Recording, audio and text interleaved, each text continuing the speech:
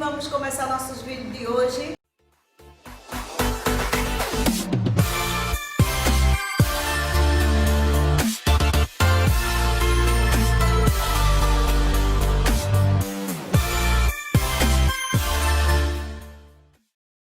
Índios do Brasil. Com a chegada dos portugueses no Brasil, cerca de 1000 povos, entre 4 a 5 milhões de nativos, existiam aqui no Brasil. E qual foi a relação desses indígenas com os portugueses? Foram vários tipos de povos, indígenas, várias nações, mas apenas 4 foram classificados. Vamos ver essa classificação? Os troncos linguísticos 4 foram Tupi-Guarani, que ele percorria o litoral, todo o litoral nordestino, a parte do sudeste e do sul, o Maprogel-Tapuia no Planalto Central, ou seja, no centro-oeste, o Aruaque ou Caruaque na Amazônia, na região norte, e os Caraíba ou o Caribe, também na parte da Amazônia, no norte do Brasil. Eu disse que foi chegar, existia 1000 povos, mais ou menos, cerca de 1000 povos. Hoje, só existem 253 a 305 povos indígenas no Brasil. Apenas 180 línguas diferentes e 704 terras indígenas, segundo o IBGE. As principais tribos são Tucumã, Guarani, Caiacangue, Macuxi, Terena, Guajajara, Xavante, Yanomami, Pataxó e Potiguara. Essas foram as principais tribos que existiam, e daí descenderam outros povos ainda indígenas. As diversidades culturais, elas se caracterizam por 3 aspectos: biológico, linguístico e cultural, na sociedade indígena. Quais são os costumes e tradições? Existem vários costumes e tradições no meio do povo indígena. Então, a sociedade, como é que é a sociedade indígena? Ela é uma sociedade privada, ou seja, ela não tem ajuda estatal, do Estado, Ela é coletiva. Por quê? Porque tudo que se planta, eles consomem e é dividido entre todos. É igualitária, porque todos têm, mesmo tendo vários papéis, várias divisões de trabalho, mas eles são todos respeitados e considerados iguais. A divisão de trabalho, ela é feita entre as mulheres e feita entre os homens. As mulheres têm seu papel e os homens também. Dentro da sociedade indígena, um dos costumes é o papel do pajé. Toda a sociedade indígena é marcada pelo pajé. O pajé é também chamado de xamã. Por quê? Ele é responsável pela questão espiritual, entre a sociedade indígena e os deuses. Ele também promove cura, As aldeias, dentro das aldeias, existe entre 500 a 750 habitantes, não pode exceder a isso, E eles praticavam, algumas tribos praticavam a poligamia, ou seja, poderia ter mais de uma mulher, o canibalismo, como era o caso dos tupinambás, e a antropofagia, ou seja, o costume de comer carne humana. Na antropofagia, algumas tribos faziam, como os tupinambás, esse ato, esse ritual, porque eles achavam que, se alimentando da carne do inimigo, eles iriam receber toda a inteligência, o conhecimento que esse inimigo tinha. quando ele matava, devorava e comia a carne humana, tá certo? Também a dizimação. Como foi a dizimação aqui indígena no Brasil? Bem, nós sabemos que com a chegada dos portugueses ao Brasil, primeiro foi pacífica, troca de mercadorias. Depois, os portugueses, sabendo que o Brasil não era mais uma ilha, percorrendo toda a região, eles começaram a querer, pela questão econômica, querer as terras do Brasil, conquistar a força. Então começaram as guerras, também o convívio dos portugueses com os indígenas, começaram a epidemias, né? As epidemias. E as epidemias vieram através de algumas doenças, como varíola, sarampo, coqueluche, gripe e tantas outras, tá?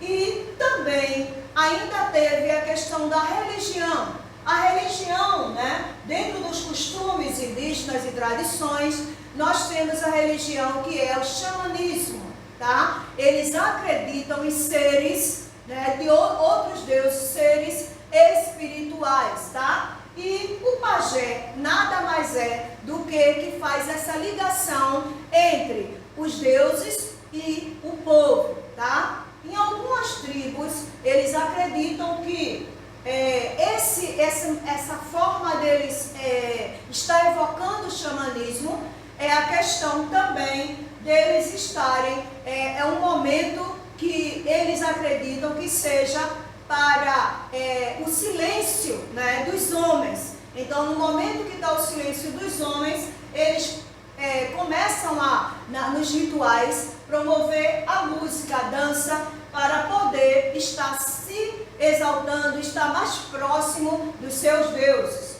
tá? Diante de tudo isso, dessa revisão, nós vamos ver também a questão da escravidão, tá? Na escravidão, os indígenas foram reconhecidos também como bárbaros, né? O barbarismo, como alguns grupos, né, algumas séries estudaram, ela veio da Grécia, né? Essa palavra veio da Grécia, pelo filósofo Aristóteles, né? Que trouxe esse conceito como que a Grécia fosse uma nação, né? Fosse um povo superior e as vizinhas, né? As cidades vizinhas seriam inferior. Então, seria bárbara, uma terra, grupo sem lei, sem norma, tá? E a escravidão, como se deu a escravidão dos indígenas aqui no Brasil? Primeiro, foi pelo isolamento das vilas, e a gente trouxe São Paulo como referência, porque na época São Paulo tinha um controle do trigo, né? Pela questão econômica, foram os bandeirantes que mais correram atrás, né? Que mais perseguiram, né? Nas partes dos litorais e até dentro dos sertões, a questão dos indígenas. E os bandeirantes em São Paulo, com a perseguição, eles tinham um interesse econômico, eles estavam passando crise, não tinham condições de estarem pagando, né, contratando escravos. Então, o que é que eles fizeram? Eles começaram a isolar, né, São Paulo, algumas vilas criadas, né, e começaram a escravizar os indígenas, tá certo? E aí a gente vai ver também, continuar no quadro, tá? E a gente vai ver algumas figuras também, alguns órgãos de proteção para os que deram proteção para os escravos, tá certo? Os escravos indígenas. Os órgãos de proteção, né, à sociedade indígena, aos povos indígenas, eu trouxe alguns, tá? Em 1910, foi criado o Serviço de Proteção ao Índio, onde iria dar uma proteção, demarcar também as terras e dar um suporte, porque os índios, até a Constituição de 1824, os indígenas, eles não eram reconhecidos como povos, tá? No Brasil não eram protegidos. Então, criou-se em 1910 esse serviço de proteção ao índio, tá?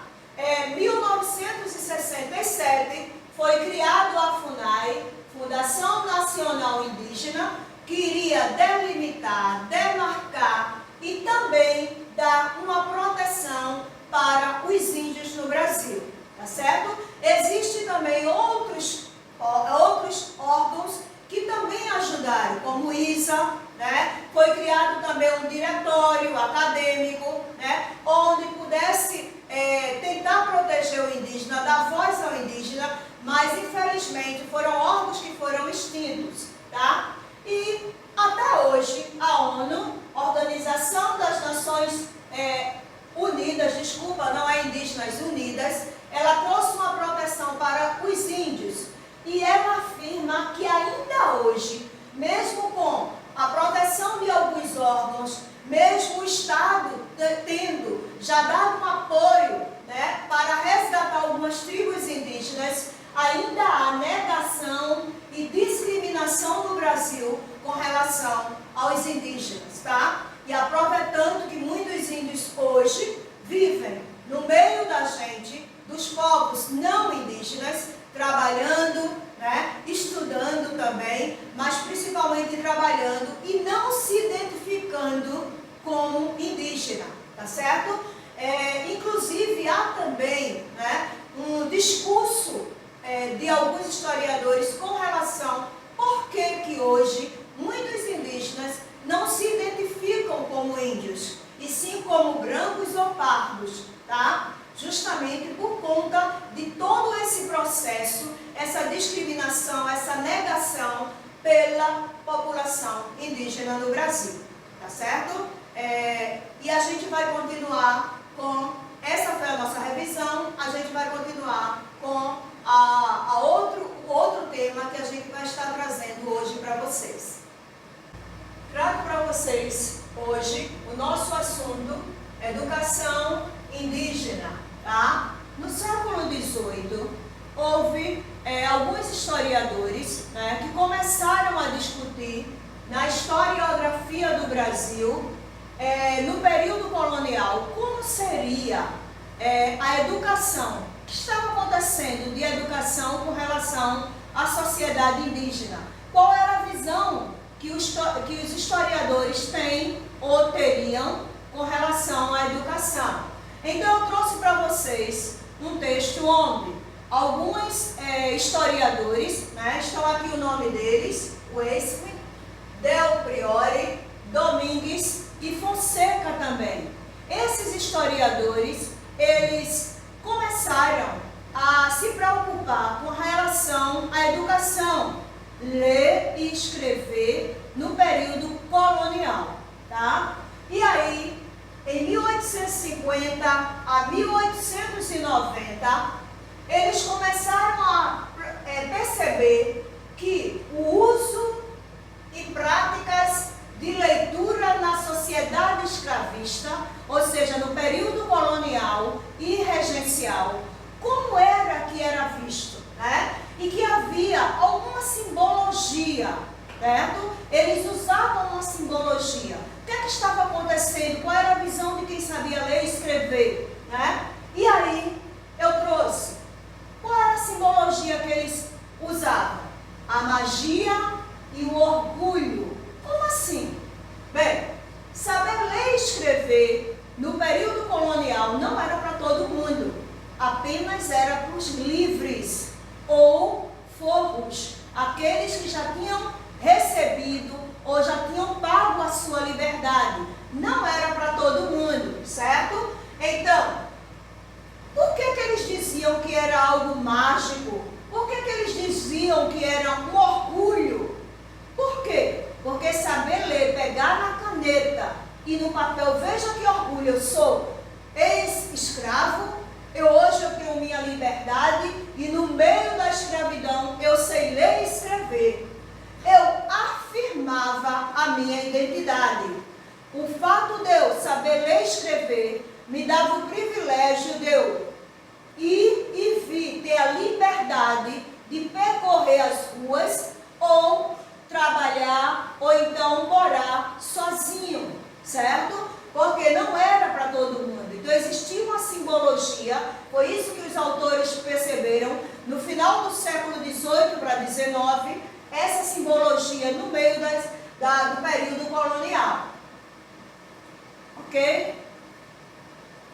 Oi, gente, eu trouxe para vocês algumas fotos, né, relacionadas à sociedade indígena, e aí vocês estão vendo, né, esse povo é um povo tupinambá, né? Alguns costumes deles, hoje, os povos tupinambás não praticam, como canibalismo, claro, pela questão também da convivência deles, né, já com os povos não indígenas, tá?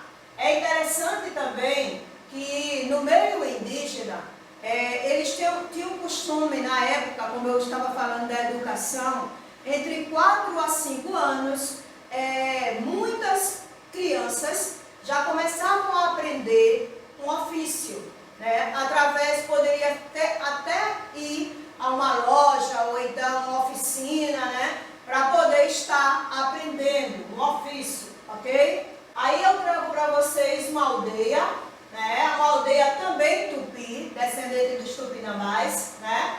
A aldeia Tecoa-Porã, formada por indígenas de origem tupi-guarani, que foi criada em maio de 2006.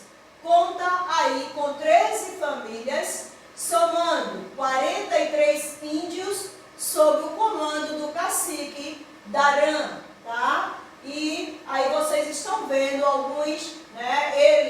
Geralmente eles fazem suas casas, né? Suas aldeias, geralmente suas tribos são em círculo. Os tupinambás, eles tinham esse costume de fazer suas casas em círculos, sua oca, né? Em círculo. Aí está o pajé, né? Eu já falei do pajé, uma figura, né, primordial, né? Muito importante dentro da sociedade indígena, porque ele é um líder religioso, ele tem a autorização de fazer cura, né, adivinhações, né? Ele é quem faz a ligação entre o material, entre o mundo material e o mundo espiritual indígena, tá certo? Ele faz essa mediação. Aí é um ritual do xamanismo, certo? Todo ritual indígena, ela está ligada aqui, ó, está ligada à figura do pajé. O pajé, ele tem esse papel importante. Como ele é um líder espiritual, o xamanismo, todo ritual envolve o pajé. Isso é um ritual onde vocês estão vendo um índio deitado de cura, né? Um ritual de cura, porque o pajé tem esse papel importante no meio da sociedade indígena. Aqui vocês estão vendo, já na parte da escravidão, tá? A questão de um dos motivos da dizimação indígena foram justamente as guerras que eu falei, né? Aí vocês estão vendo aqui, ó, alguns bandeirantes, certo? Alguns bandeirantes matando, né? Perseguindo os indígenas, alguns já, ó, no chão, né? Provocado por guerra indígena, né? Isso envolvia não só os homens, né? Mas as mulheres, as crianças, muitos foram extintos, ou seja, se acabaram pela guerra provocada no Brasil no período colonial, ok? E aqui nós estamos vendo José Bonifácio de Andrada e Silva. Ele foi um dos abolicionistas que lutou para que acabasse, né, a escravidão no Brasil e também o Brasil se tornasse independente. O José Bonifácio, né, ele defendeu, ele trouxe um sistema para defender a escravidão no Brasil, tá? Das políticas do sistema de política dele foi ele defendia para que não houvesse mais violência, que a educação dos índios fosse pacífica, através de quê?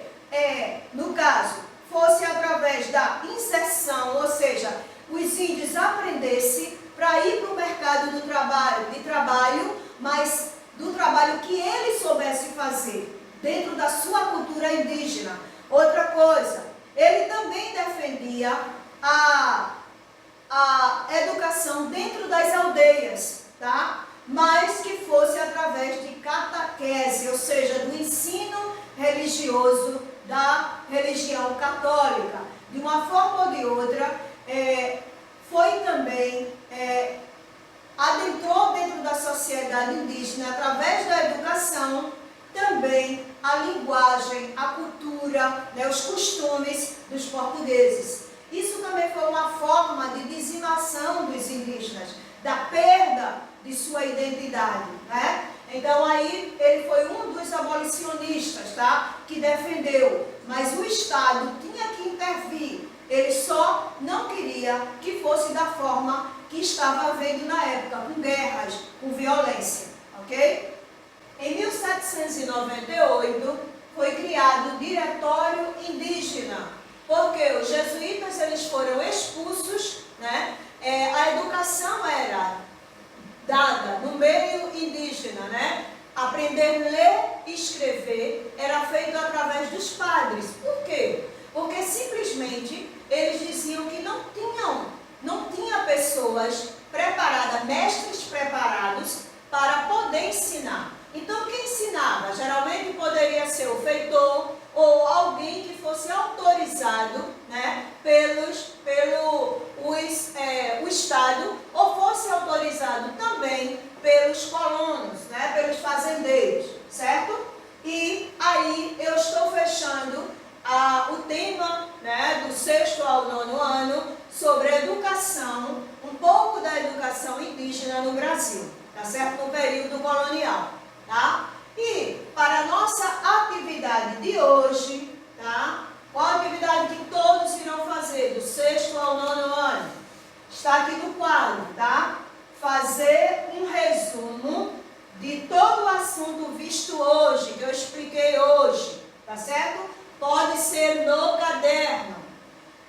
Onde vocês irão apontar os pontos que mais afetaram a cultura indígena. Você vai lá, copia um resumo e diz, professora, ou escreve lá, os pontos que eu percebi na aula de hoje, né, no tema de hoje, até da revisão, que afetaram a cultura indígena foram tal, tal e tal. Então vocês pontuam lá, tá certo?